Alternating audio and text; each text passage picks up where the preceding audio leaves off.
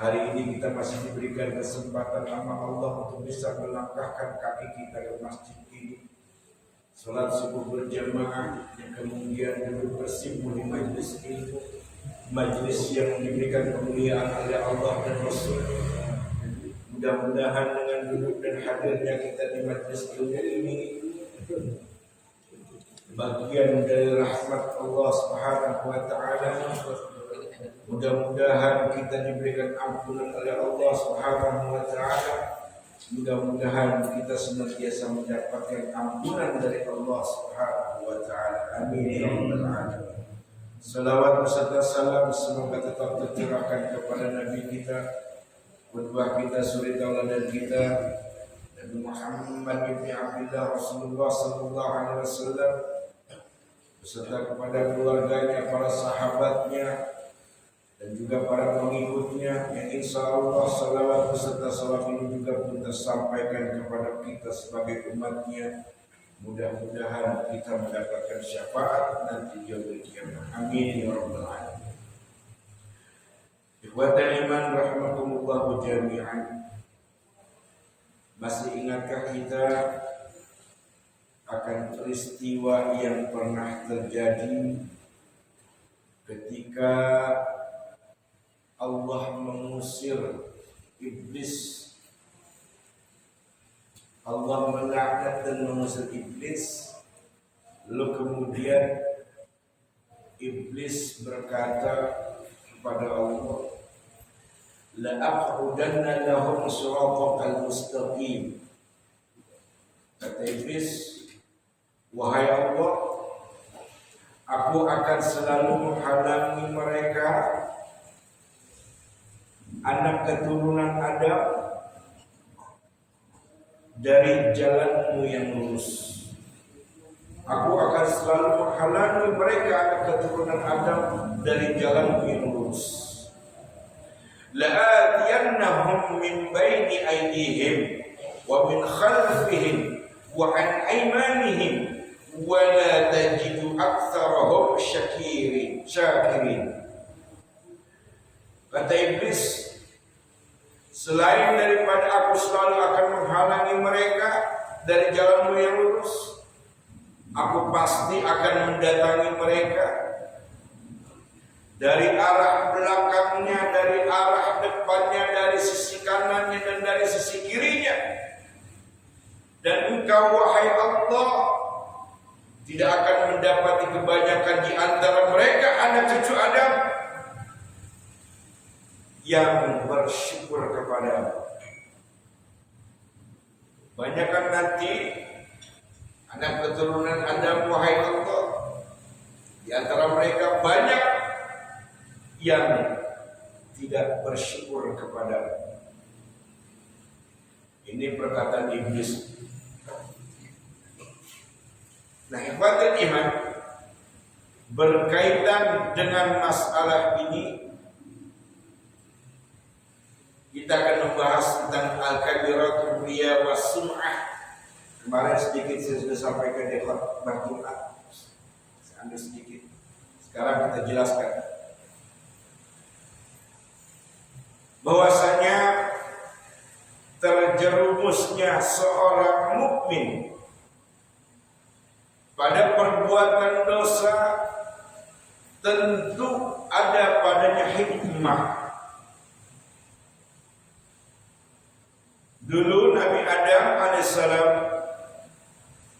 melakukan dosa, tergelincir oleh pucuk rayu iblis. Kita pun demikian anak keturunannya, bahwasanya dalam menjalani kehidupan ini tidak akan pernah luput daripada yang namanya salah dan dosa. Tapi ada hikmah yang akan kita dapatkan apabila kita mau beristighfar kepada Allah, kemudian iringi istighfar kita kepada Allah dengan sifat tawadhu. Sebagaimana Nabi Adam alaihissalam ketika melakukan satu kesalahan, dia langsung memohon kepada Allah. Namun Nabi Adam saat memohon ampunan kepada Allah enggak langsung memberikan ampunan. Selama 420 tahun baru memberikan ampunan oleh Allah Subhanahu wa taala. Dalam sejarah selama 420 tahun Nabi Adam bertobat kepada Allah. Di dalam Allah belum memberikan jawaban ampunannya kepada Nabi Adam. Nabi Adam berusaha untuk mentawadhukan dirinya, mengakui dirinya rendah di mata Allah, dirinya lemah di mata Allah.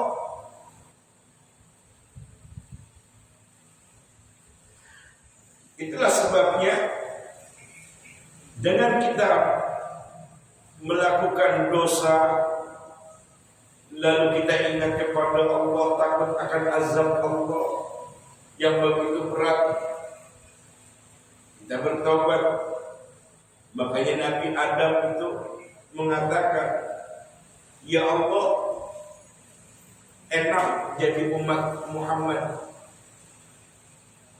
Karena kalau umat Nabi Muhammad itu kalau melakukan dosa, sebesar apapun dosanya, berulang kali perbuatan dosanya, ketika dia bertobat kepadamu, engkau langsung ampuni ya Allah. Itu kata Nabi Adam.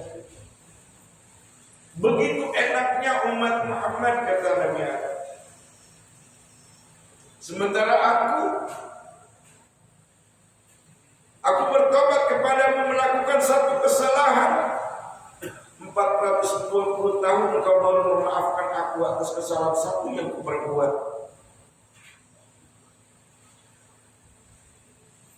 Nah, oleh karenanya bagi orang-orang yang pernah melakukan dosa, yang pernah melakukan kesalahan kepada Allah, justru kata ulama itu jauh lebih baik apabila dia bertobat kemudian bertawadhu. Lain halnya bila seseorang mengira akan ketaatan dirinya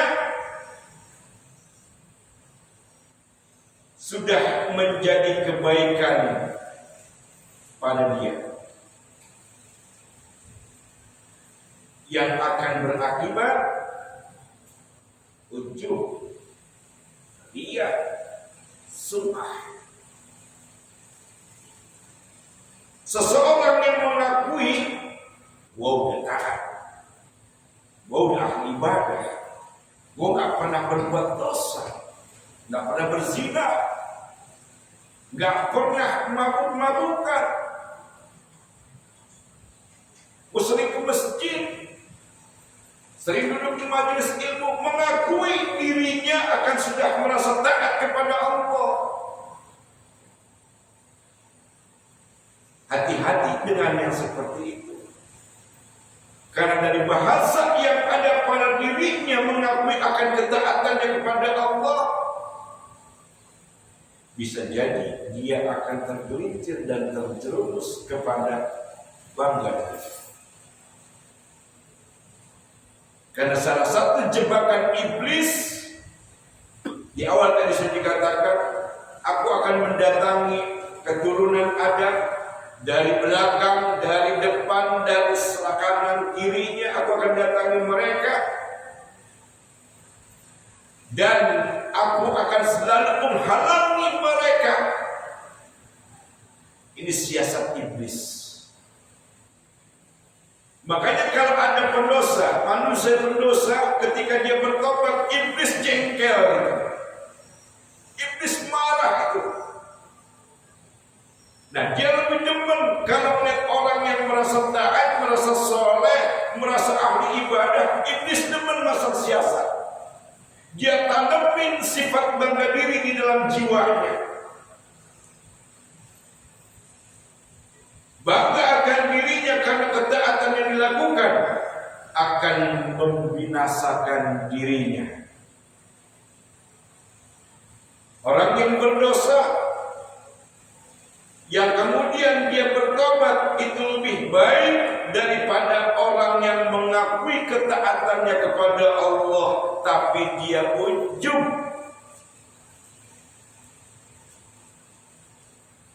Pendosa yang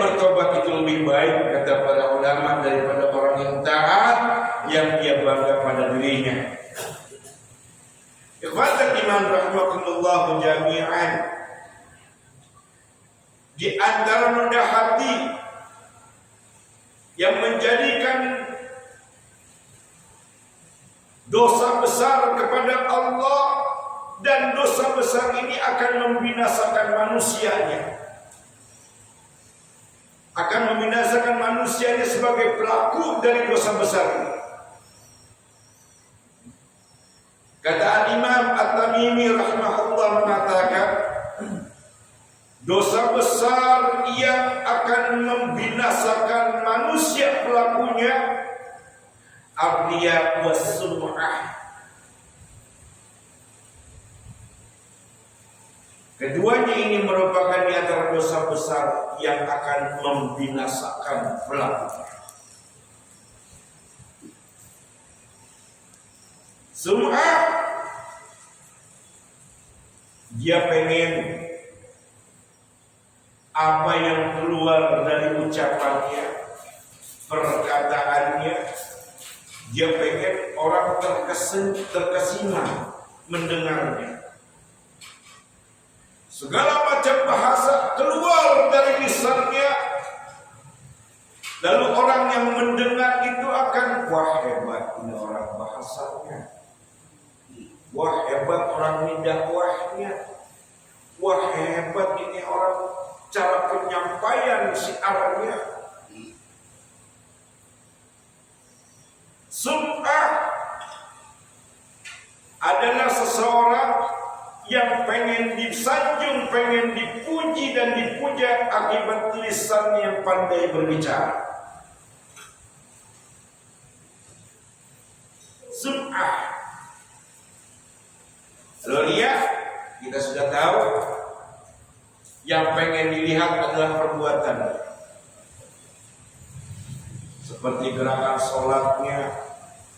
Orang lagi banyak, dia sholat, tinggal dia sendiri, dia belum sholat, dia perbagus rakaat-rakaatan, gerakannya dia perbagus lama, ya.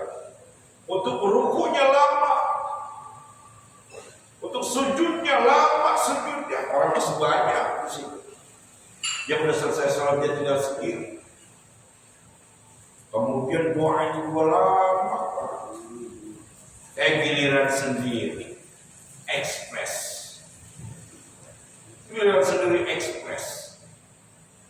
semuanya buru-buru.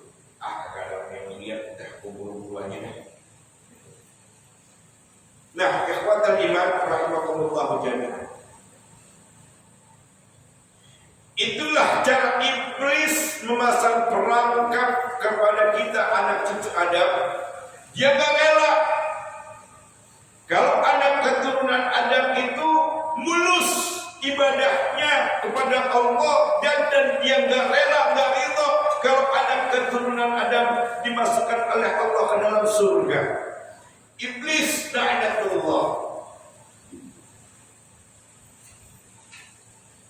Maka selayaknya bagi kita waspada, hati-hati dari noda riya dan dari noda sum'ah. Karena riya dan sum'ah ini yang diserang dua. Riya, iblis akan menyerang kepada orang-orang yang ahli sedekah. Sum'ah, iblis akan menyerang kepada orang-orang yang ahli dalam berbicara, seperti para asatir, para dai, para penceramah. Itu yang diserang sama dia. Dia pasang perangkap sum'ah supaya hatinya punya niat agar apa yang dia ucapkan, agar apa yang dia sampaikan, semua orang tertarik ketika mendengar lisannya berbicara. Ini sum'ah.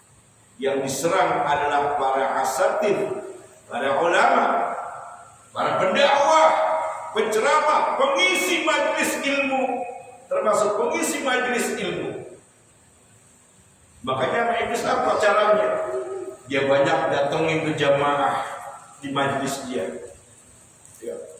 Merasa jamaahnya banyak, si ustadznya yang memimpin majlis itu merasa bangga.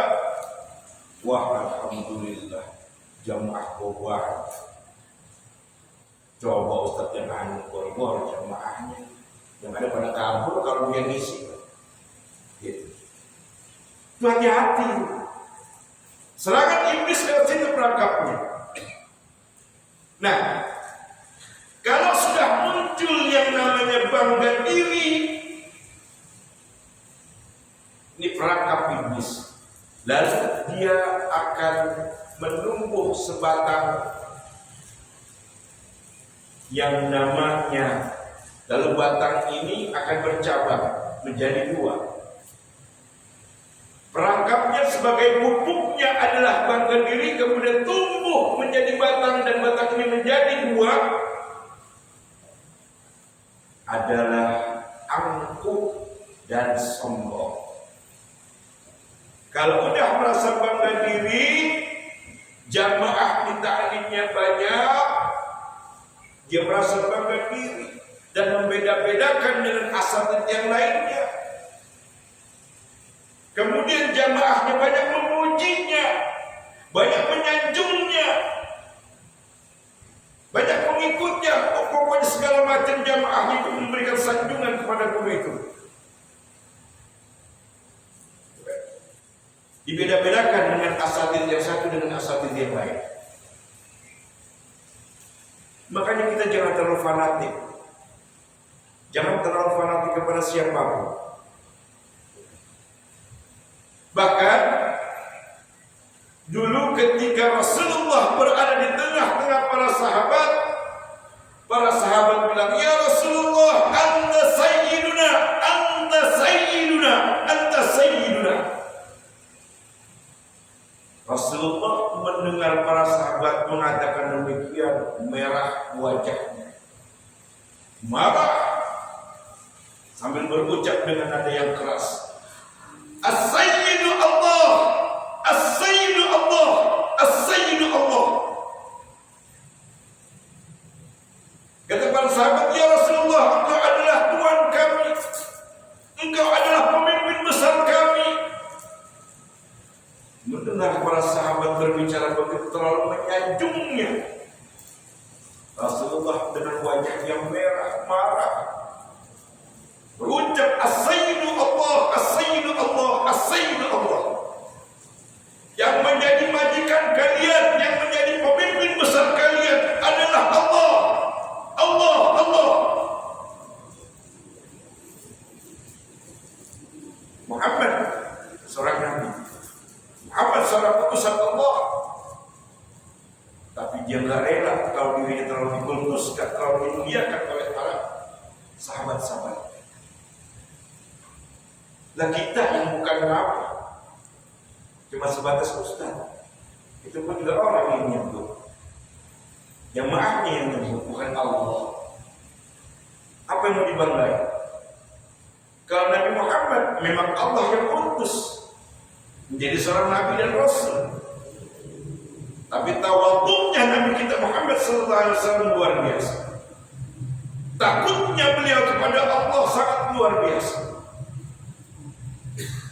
Lalu Nabi mengatakan seterusnya, "Wa afdaluna fadlan wa a'dhamuna tulan kulu bi kullikum."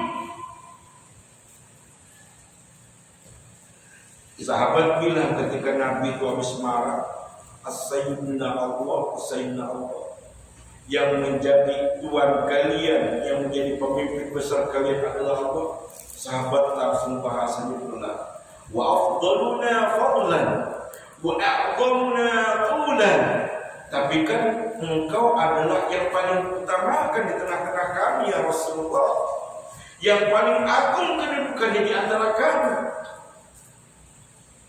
Dijawab oleh Nabi sallallahu alaihi wasallam, "Qulu bi kullikum wa la yastajriyannakum syaitan."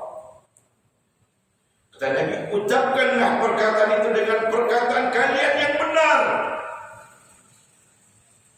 Jangan terlalu berlebih-lebihan kalian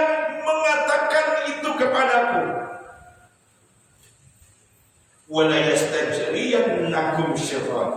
Dan janganlah syaitan membawa dan mendorong diri-diri kalian hingga menyesatkan kalian berlebih-lebihan dalam memujiku, kata Rasulullah SAW. Nabi yang mengatakan demikian. Tapi kita seorang astagfir yang berdiakui yang sebatas manusia, diakui yang sebatas jamaah, bangga, yang menimbulkan angkuh dan sombong.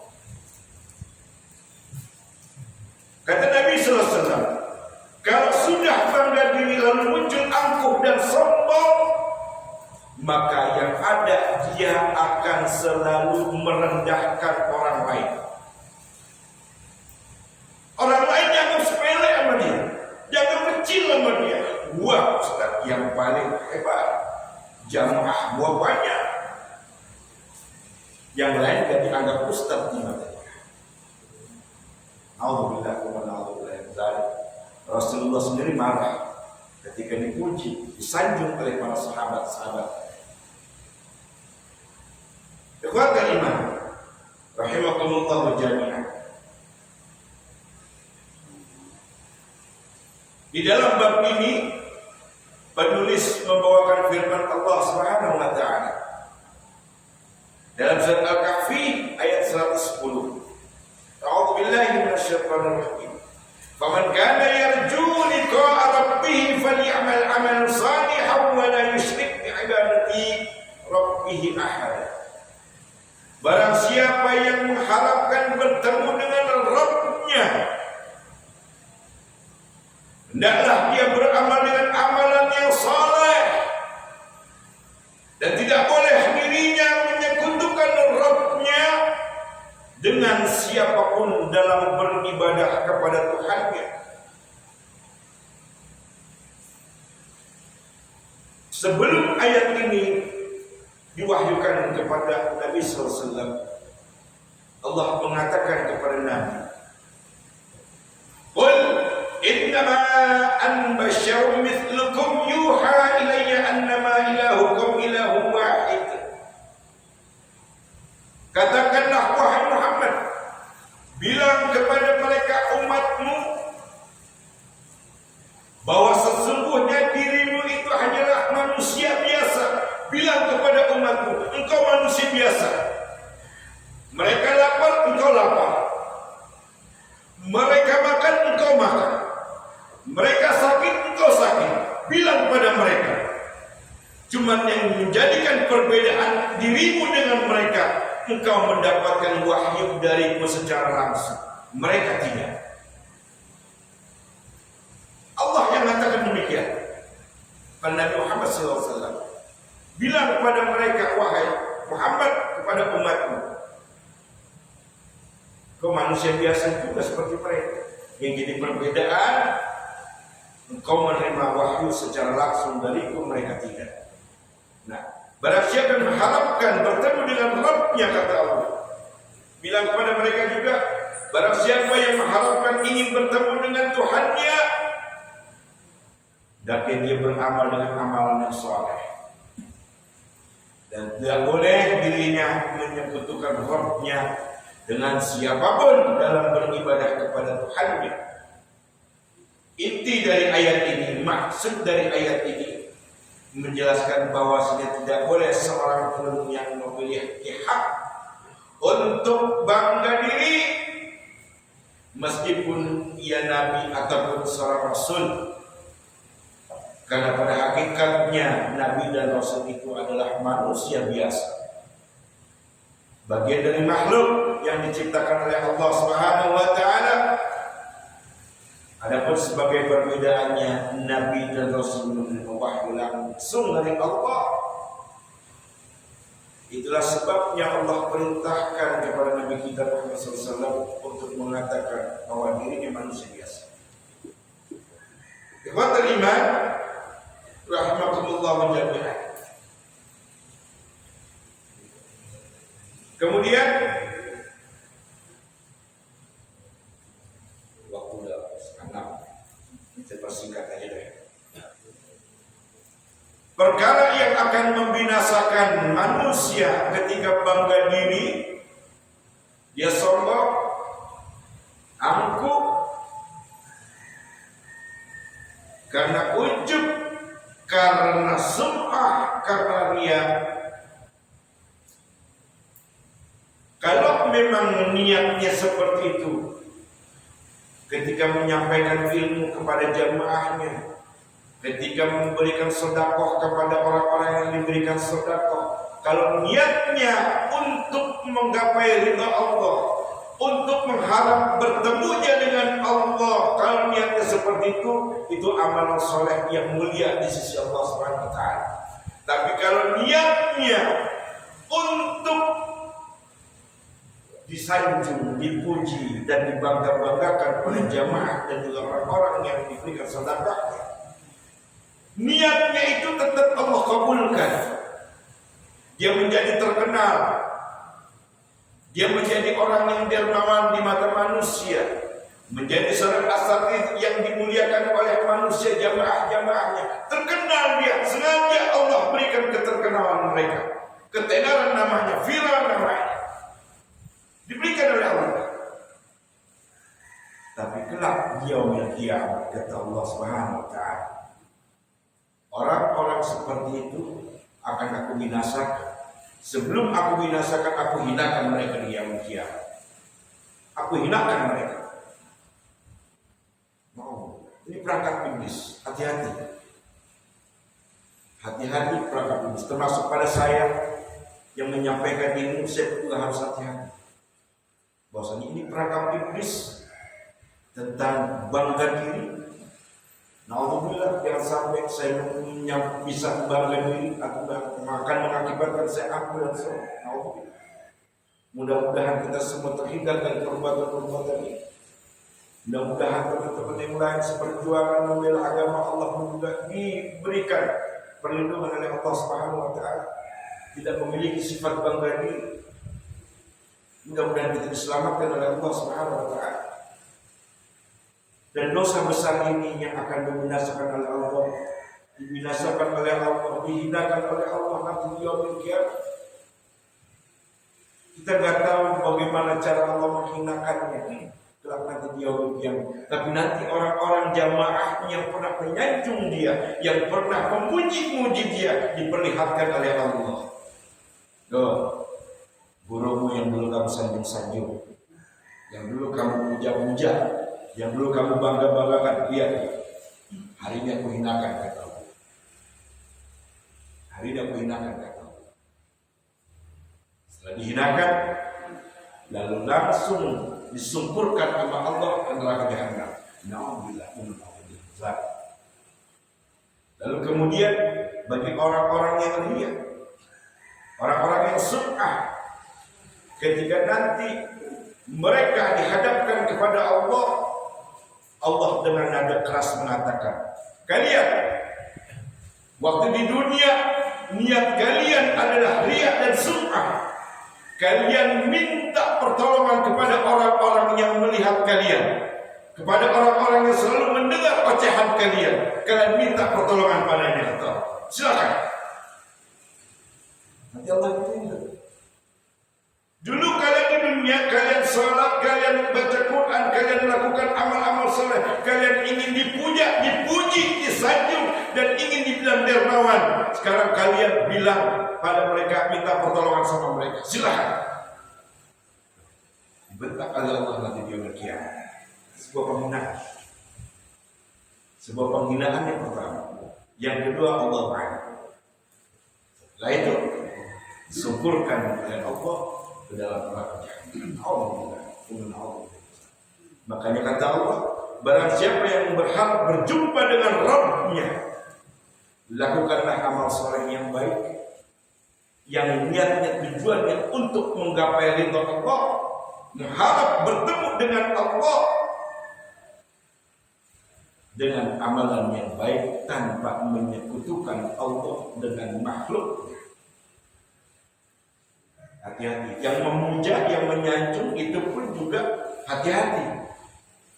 Yang memuja, yang menyanjung orang-orang yang kita segani, orang-orang yang kita anggap wah, hati-hati itu yang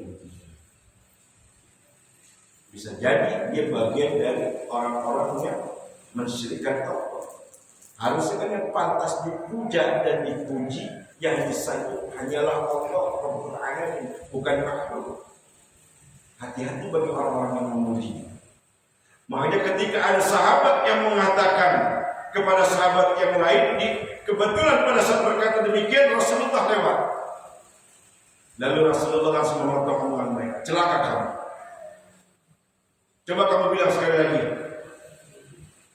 ya Rasulullah, si fulan itu amalannya bagus, sholatnya bagus, sedekahnya bagus. Celaka kamu, kata Rasulullah. Kau katakan demikian berarti kau telah memenggal lehernya, kata Rasulullah. Itu yang menyanyi digituin. Kenapa? Kenapa ya Rasulullah? Belum sahabat Rasulullah berkata atas apa yang dipertanyakan sahabat. Engkau telah menjerumuskan orang yang disanjung itu, yang kelak akan disuburkan oleh Allah ke dalam neraka Jahannam. Jangan pernah kau menyanjung memuji makhluk Allah. Yang pantas disanjung, dipuji dan dipuja hanyalah Allah. Manusia tidak pantas untuk disanjung, dipuji dan dipuji. Tidak pantas. Segala sesuatunya datangnya dari Allah. Ilmu yang dia punya dari Allah, rezeki yang dia miliki dari Allah. Manusia lemah. Manusia tidak ada daya tanpa pertolongan Allah. Apa yang harus disombongkan oleh manusia? Sementara dia masih minta sama Allah. Jual udah gak minta lagi sama Allah, silakan sombong. Masih minta sama Allah, gak pantas kita sombong. Ilmu jangan dijadikan kesombongan karena punya ilmu. Punya harta jangan dijadikan harta itu menjadikan kesombongan diri kita. Nanti akan tergelincir oleh segala satu perbuatan yang akan membinasakan pelaku. Allah a'lam bishawab. Mudah-mudahan ini adalah manfaat buat kita semua. Masa niat kita dengan tulus ikhlas karena mengharap ridha Allah, karena ingin berharap berjumpa dengan Allah, niatkan ibadah kita dengan tulus. Jangan sampai ada iblis mencoba memasang perangkap pada diri kita. Sekali lagi mudah-mudahan kita diselamatkan oleh Allah Subhanahu wa taala. Amin ya rabbal alamin. Barangkali ada yang ingin bertanya, silahkan. Lil ghafuri lil 'abdi bil ghururi wal fardi fil umuri wa hamaqatil hururi wa salatullah dawama wa salamuhu tamama ala man yati imama wa li anbiya khitama wa ala al-kirami wa sahbi kan nujumi fi qudwatil marami bil urbi wal a'jami ya rabban i'tarafna bi annana tarafna wa annana asrafna ala Allah ashrafna fatub alaina tawbah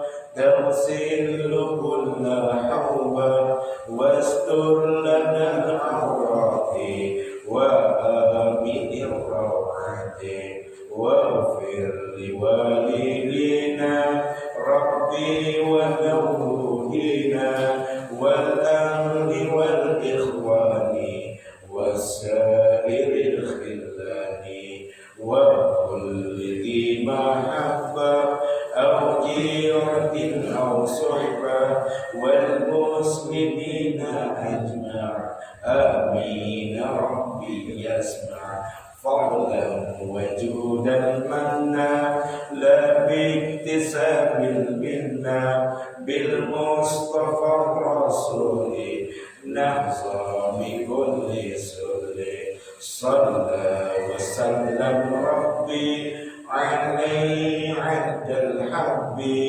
وآله وصحبه عداد عش الصحب والحمد لله في الباب الفجر والتناهي سبحانك اللهم وبحمدك أشهد أن لا إله إلا أنت أستغفرك وأتوب إليك السلام عليكم